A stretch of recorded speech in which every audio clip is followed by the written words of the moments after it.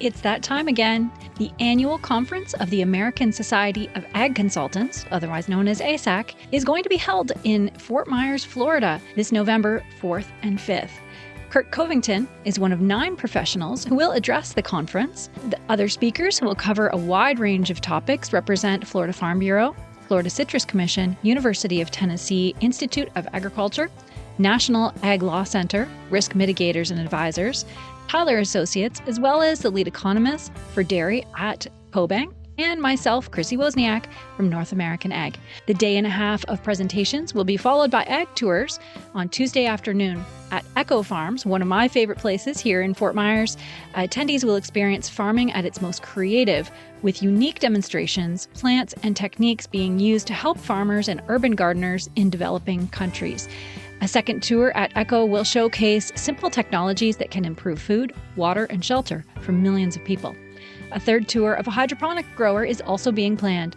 For more information and to register, visit www.agconsultants.org. That's www.agconsultants.org. See you there. If only you could be everywhere at once. Tech Agriculture helps farmers manage uncertainty and stress by remotely monitoring their field crops and connecting them with timely agronomic advice. Traditional crop scouting demands precious time or experienced scouts who are in short supply. Today's growers and agronomists increasingly make use of aerial drones and satellite imagery for a view of the big picture in a field. Tech Ag bridges the gap by using electric dirt bikes to travel between rows or along sprayer tracks to collect high-resolution imagery that can be used to head off production risks before they develop into costly production challenges. Integrations with a growing list of farm management software partners allow growers and trusted advisors to view imagery on their preferred platform. For more information, visit their website at tech.ag. That's www.tecc.ag. Get peace of mind with remote, timely field and crop scouting imagery wherever you are, whenever you want. Tech Agriculture. Hi,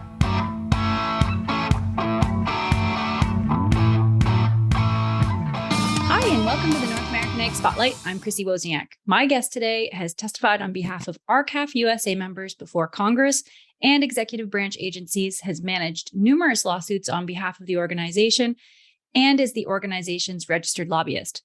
RCAF USA, which stands for Ranchers Cattlemen Action Legal Fund and United Stock Growers of America, thank goodness you guys shortened it, is the largest producer-only membership-based organization that exclusively represents U.S. cattle and sheep producers on domestic and international trade and marketing issues.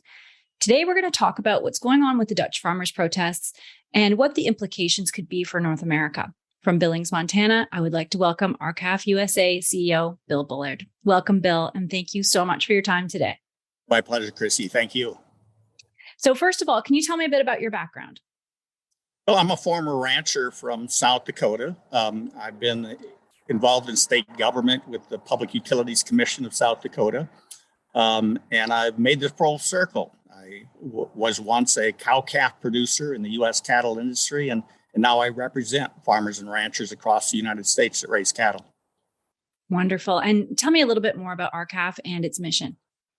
Well, RCAF is a national trade association, and as you indicated, the largest producer-only and voluntary-only cattle association. We have about 5,000 members in 43 states, and we exclusively represent the producers, the farmers and ranchers in the beef supply chain, and it's a multifaceted beef supply chain. But we specifically represent only the economic interests of the farmers and ranchers involved in the production of beef here in the United States of America. That's great. And you've been really vocal lately about the Dutch farmer protests. Can you lay out what's happening over there and why does it matter to U.S. producers? Well, first, let me give just a quick history in the United States. In just the past 4 decades, a little over a generation, we've wiped out over 500,000 independent cattle producers in the United States. We reduced the size of our cow herd by about 7 million head over that period. And we've shrunk the number of marketing outlets available to cattle producers. We've lost 75% of our small, independent, family-owned and operated feedlots in the United States. And our industry is amongst the most concentrated sectors in the U.S. economy. We have 4 meat packers controlling 85% of the fed cattle market. So our industry is shrinking at an alarming rate. The American farmer and rancher was once known, will no longer be recognizable in the future if we don't make some major changes, because the industry is becoming so concentrated and industrialized that we're forcing the independent, the small and mid-sized operations out of business. And that means there's a big, huge effort to control the production of beef in America. And of course, beef is an extremely important protein source for America's families. And it's the largest sector of American agriculture. And right now, it's the target. And so with that background, with an industry that's becoming concentrated, industrialized, with limited opportunities for independent producers, we look now at the Netherlands as what is happening. And here you have the government forcing a mandate upon the industry, the farmers and ranchers in the Netherlands. And it's a mandate to reduce nitrous oxide and ammonia by 50%, or its use by 50% by 2023. So what they're doing is they're imposing additional production practices, standards, and costs upon the industry. Now, the first to be hurt will be the small and independent-sized operators in the Netherlands. The large corporate operations will be able to absorb the additional cost. So this is really an effort to weed out more and more food producers in the United States. And now that means several things to the public. It means, number one, that we're going to risk food security. We're going to risk food shortages as a result of the inability of our independent farmers and ranchers to continue operating.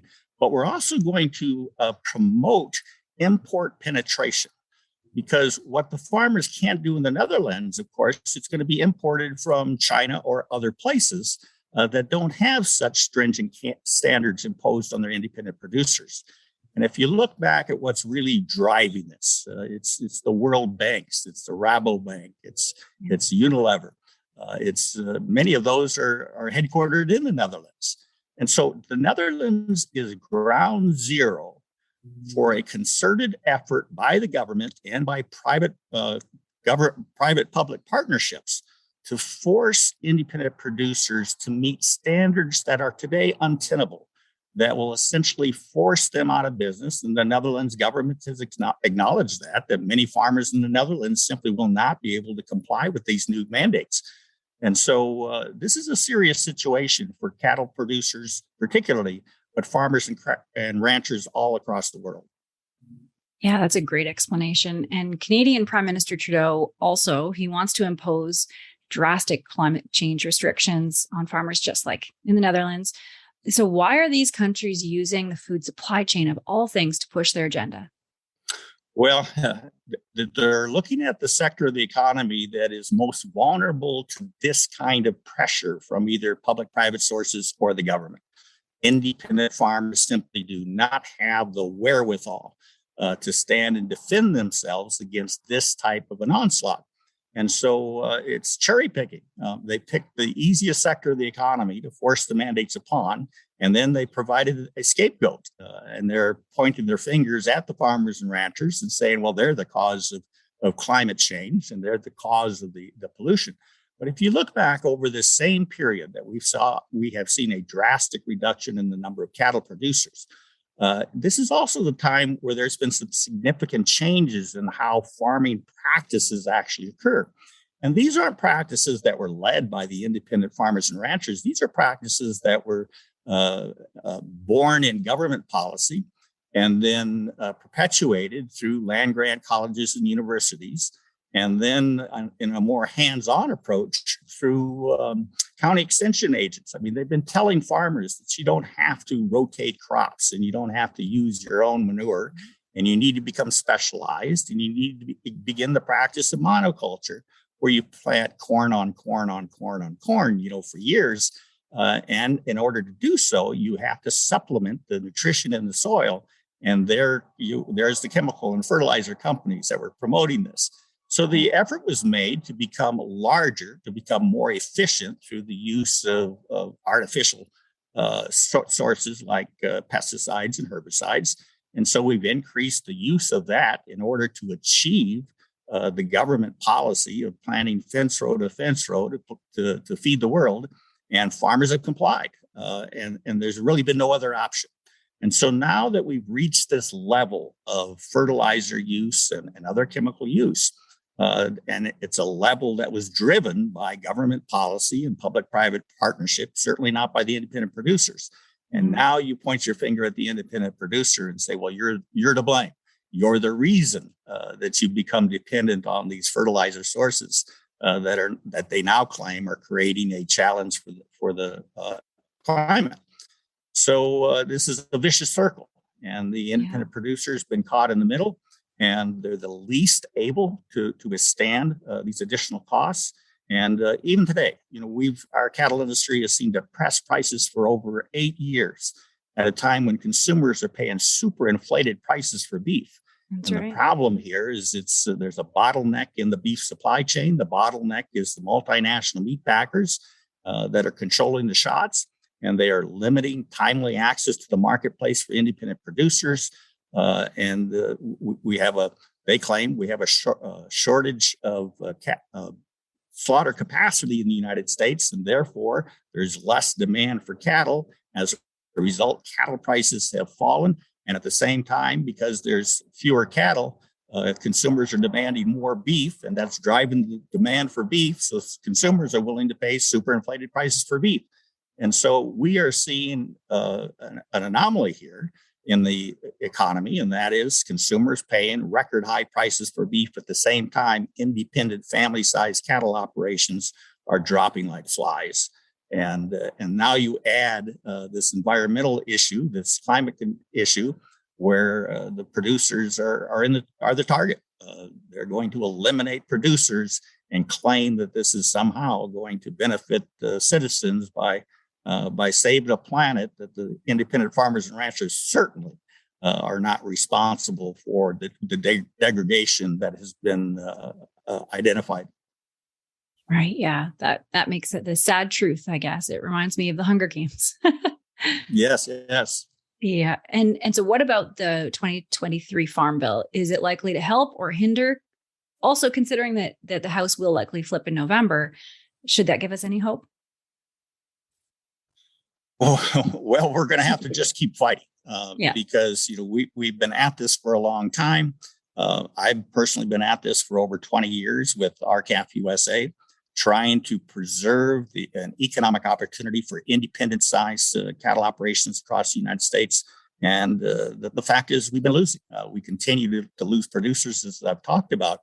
And so we have to make some radical changes. We have to change government policy, and government is very slow to change, very reluctant to do anything to actually help and benefit the independent family-sized operators in the United States. And what's important is the American family farm system of agriculture itself was recognized the world over as being the most efficient producer of abundant, affordable, and safe food supply worldwide. And now we've gone through the past 4 decades where we've essentially forced those family farmers and ranchers out of business. And we've substituted them with the corporate model, which is a highly concentrated model. So the industry has been changing for 40 years. The government has been promoting the change. We've gone to the government and asked for significant reforms to restore competition to the marketplace. And the government is extremely reluctant to act. And yet we continue to push in the Farm Bill. We've had bills introduced. One of the most important ones to consumers is country of origin labeling. So consumers can decide which farmers in which country are producing food to their liking. Right. And if they believe that, as we do, that the American farmer and rancher produces the highest quality, safest product in the world, we want the consumers to be able to distinguish that product with a country of origin label on the beef. And yet Congress is reluctant to even do that. And that's a common sense approach that would benefit both consumers and producers. And yet Congress, we have a bill that's been introduced that would require mandatory country of origin labeling on beef so consumers would know where their beef was produced. And yet it's like pulling teeth trying to get co-sponsors on this bill. It's Senate Bill 2716 in the Senate that we're fighting for. And so if we look for, well, what are the opportunities to change this? The Farm Bill certainly is a vehicle that we continue to use to try to impose or include the reforms necessary to restore opportunities for independent producers. Now, if we are going to make a concerted effort to reduce the use of the fertilizers, the ammonia and the nitrous oxide, for example, then we need to prepare and put in place a plan to provide independent producers with an opportunity to meet the overall objectives without going out of business. And that common sense approach to planning and a strategy has been completely overlooked. And again, that's why we look at the Netherlands, because this was a rather urgent mandate imposed almost immediately. You have other governments, as you indicated, Canada, for example. But even in the United States, we have, of all things, the Securities Exchange Commission that is in the process of promulgating rules to require publicly traded companies to report on their carbon footprint, to report on the environmental mitigation that is occurring along the supply chain. Now, what that means is the government will be passing on to the major corporations, like the multinational beef packers, such as Tyson and JBS and Cargill and National Beef, which is now Marfrig. In fact, two of them are Brazilian companies.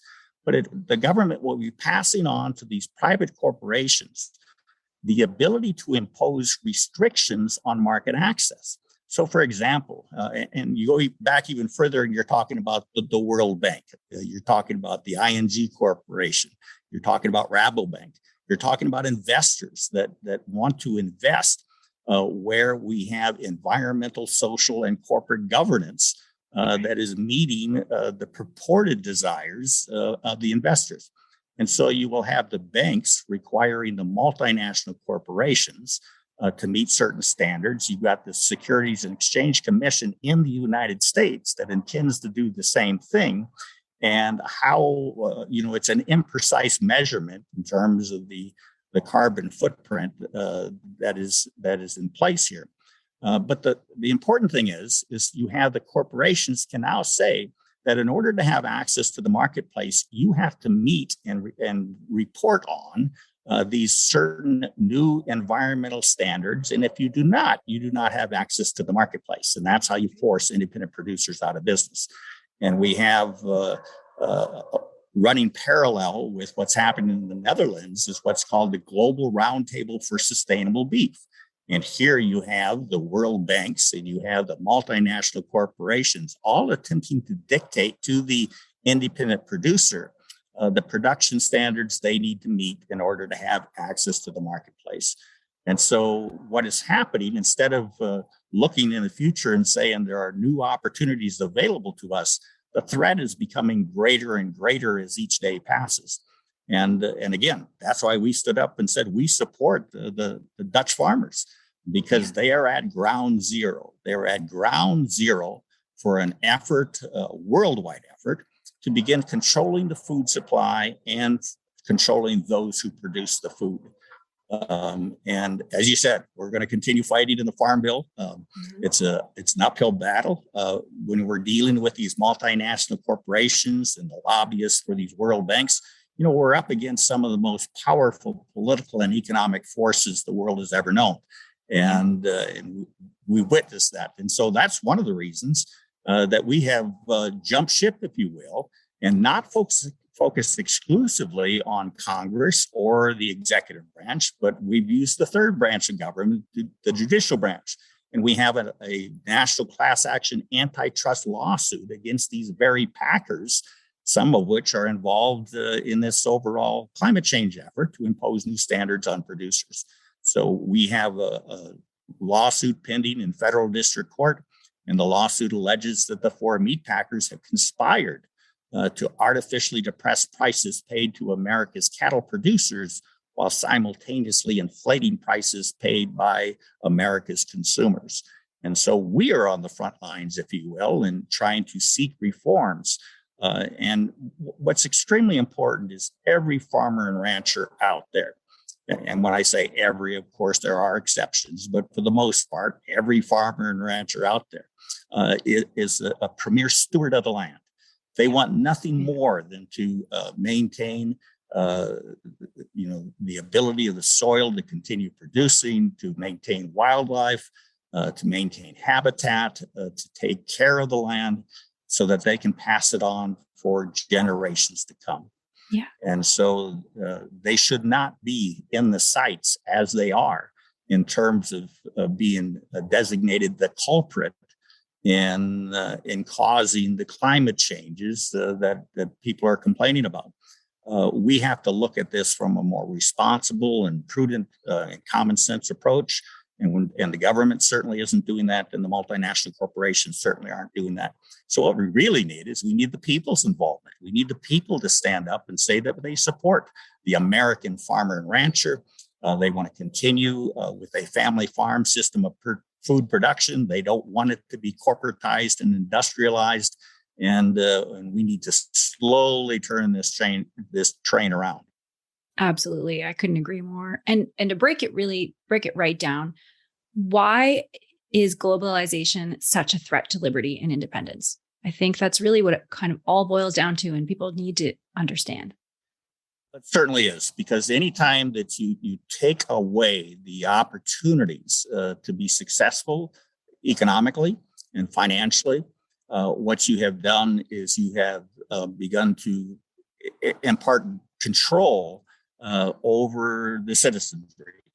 And in this case, you have farmers and ranchers who are fiercely independent and have been, and you have both the government and these public-private partnerships trying to impose their will on these producers. Again, these producers do not have the wherewithal as the large corporations do to defend themselves or to make radical changes to their operations.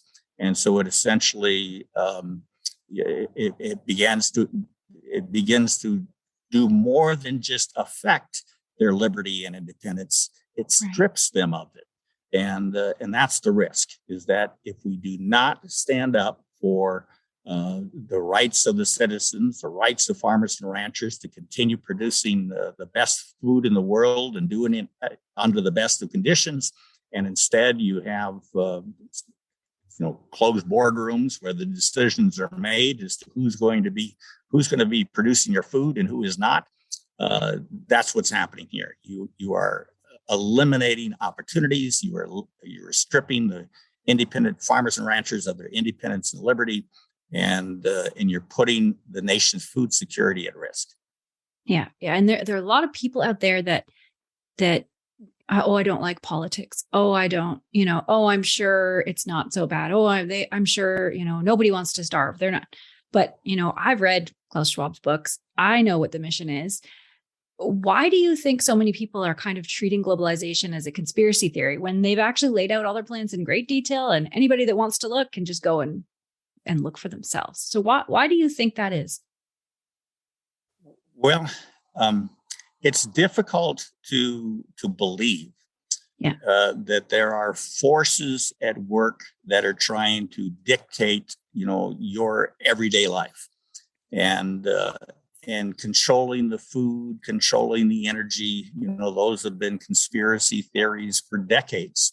Yeah. And as you indicated, all of this has been upfront and out in the open. If people had been paying very close attention to what was happening at the World Trade Organization, for example, and under some of the global trade agreements, there is indeed a global effort to begin to standardize production and environmental practices worldwide, and those forces are real.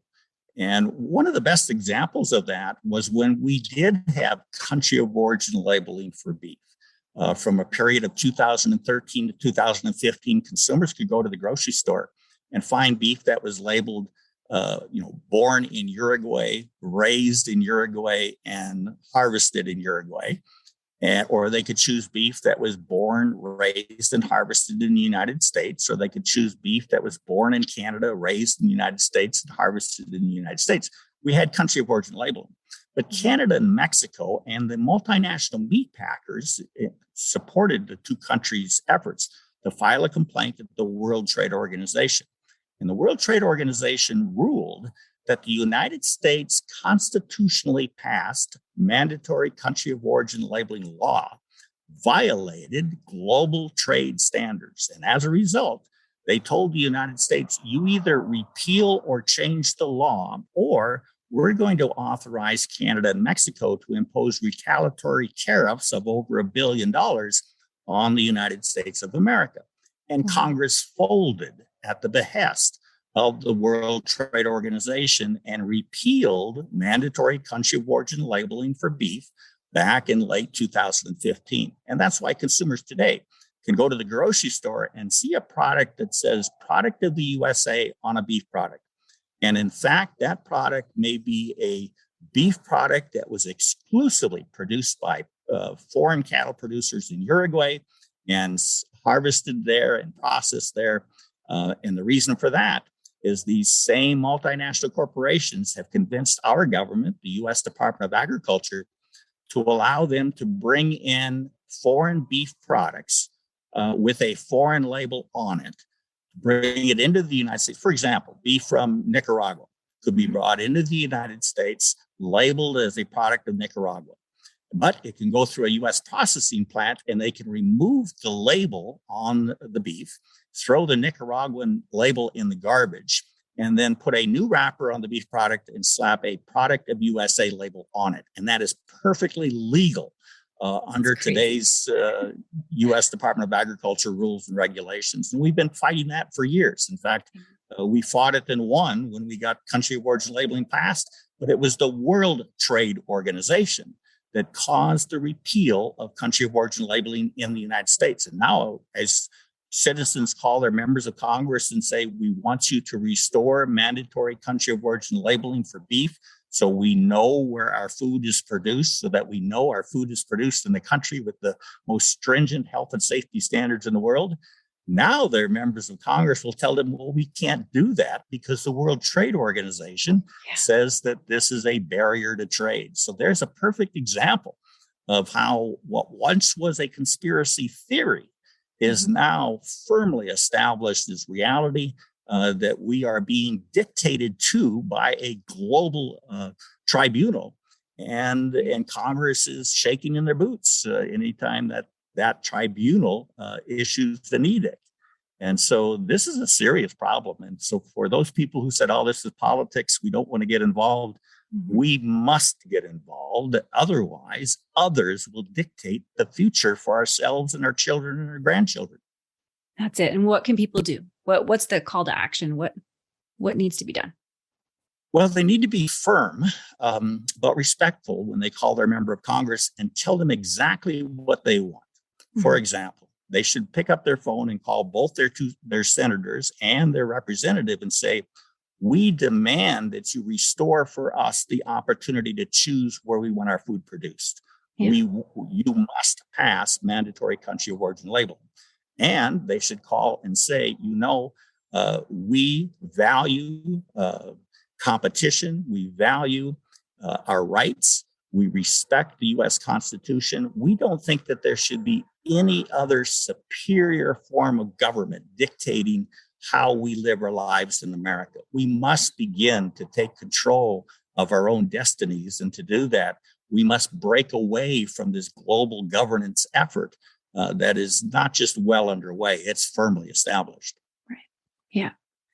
Wow, that's a lot. And yes, everybody needs to do their part. It's time, right? That's right. And it's an interesting, new process for consumers and citizens to get involved in. But after all, you elected them. And now you need to ensure that they are doing what you want them to do, not what the Rabobank in the Netherlands or others sitting around these global governmental entities trying to tell you and your neighbors, how to live your lives, how to produce your food. And the list can go on for a long time. Yeah. Yeah. Oh, that's great. And so I have one last question for you. Why do you serve the ag industry? What is your greatest passion? What did God put you on this earth for? Well, my initial belief was that it was to care for the livestock, the land, the air, and the water.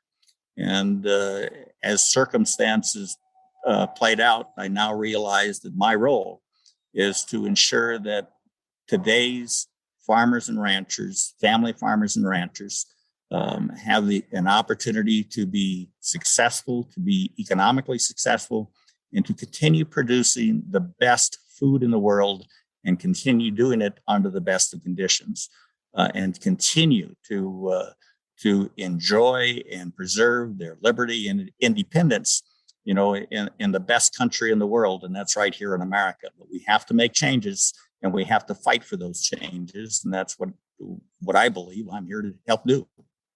Wonderful, and thank you on behalf of the industry, definitely. And where can people find you? Where can they find RCAF? Well, they can go to our website at r-calfusa.com. We're on Facebook and we're also on Twitter. So it's r-calfusa.com, or they can call us at 406-252-2516. Wonderful. And thank you so much, Bill, for joining me today. Great conversation. My pleasure, Chrissy. Thank you. And thanks to all who are watching or listening. If you want to learn more, all of the links and the phone number are provided in the show notes. Don't forget to subscribe to North American Ag Spotlight, YouTube, Rumble, Telegram, or AgFuse channels. And the podcast is available on Spotify, Apple, Stitcher, Amazon, or wherever you listen to podcasts. And have a great day.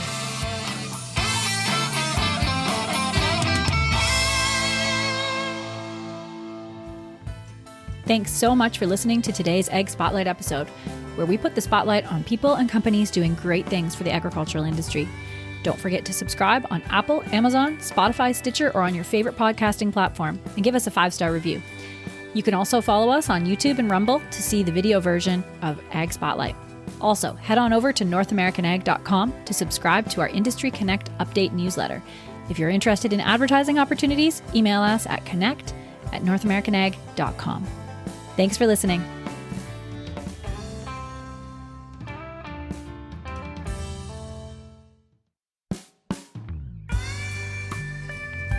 Our newest podcast by North American Ag is called What Color is Your Tractor?